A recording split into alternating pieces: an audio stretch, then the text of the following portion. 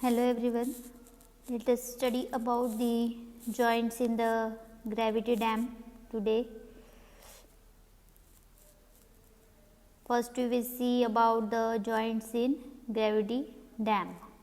So there are two joints, first one is transverse joint and second is longitudinal joint. So we will study first about transverse joint.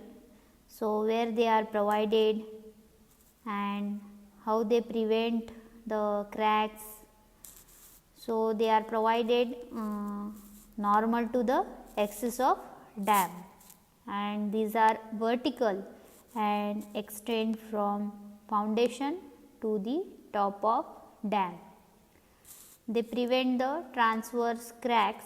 So these transverse cracks are due to the contraction of concrete. So transverse joints prevent this crack, and this joint is filled with asphaltic filler.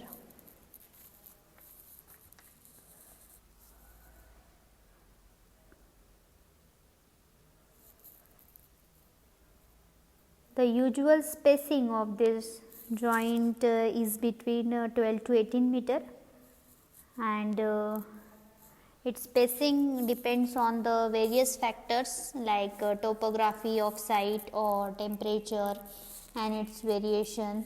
So all these factors are responsible for the spacing of these joints. Next is the longitudinal joints. These joints are provided parallel to the axis of dam. So these are provided to prevent the longitudinal axis, or we can say these joints are provided to prevent the longitudinal cracks. So they are provided parallel. First we saw that transverse joints are provided normal to the axis of dam, and now we saw that longitudinal joints are parallel to the axis of dam. So this is the difference between the two joints. In this, water stops are also provided to prevent the leakage of water, and the spacing of this joint is limited to 15 meter, or we can say that it is limited between 15 meter and 30 meter depending upon the foundation condition. Next is keyways. So what is keyways? So keyways are provided in the longitudinal joints. So these are provided to permit the transfer of shearing stresses from one block to other, and keyways may be of the several shapes like triangular, trapezoidal or through shape. So their provision in transverse joint is optional. Water stops. So these are provided in both types of joints. It prevents leakage of water, and these are either made up of plastic or synthetic rubbers. There are various stages in the construction of the gravity dams. Now we will see this following are the various stages which are carried out. First is your diversion problem in dams construction. So before construction of dam, initially the water of the river should be temporarily diverted, and this diversion can be done in two ways. So how this diversion is done?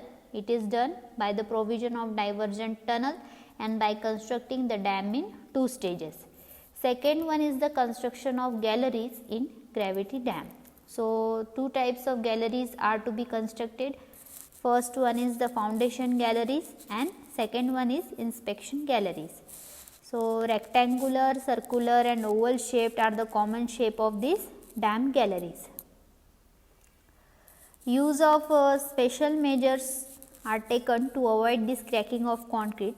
So there is some temperature difference between the temperature of the concrete when sets and atmospheric temperature.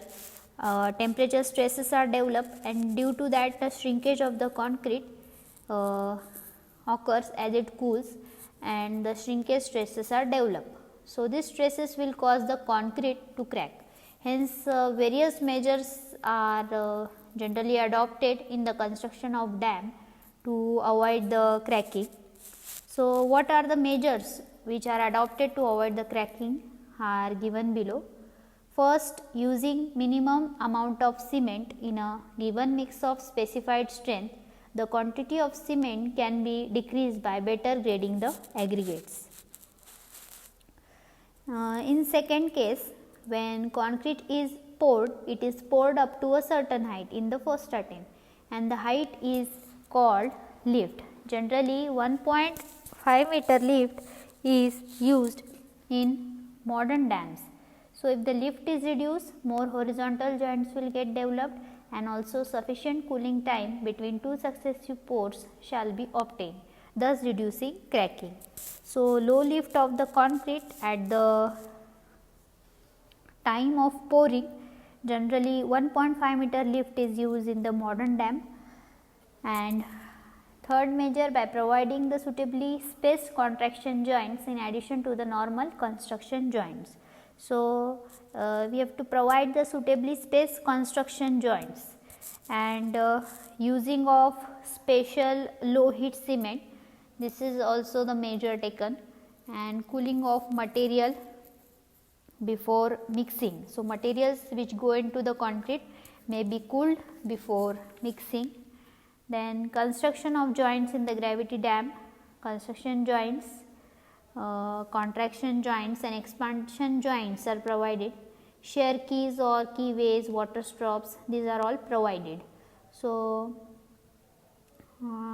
installation of water stops, and one of the major is foundation treatment for the gravity dam. It is done by preparing the surface and grouting the foundation.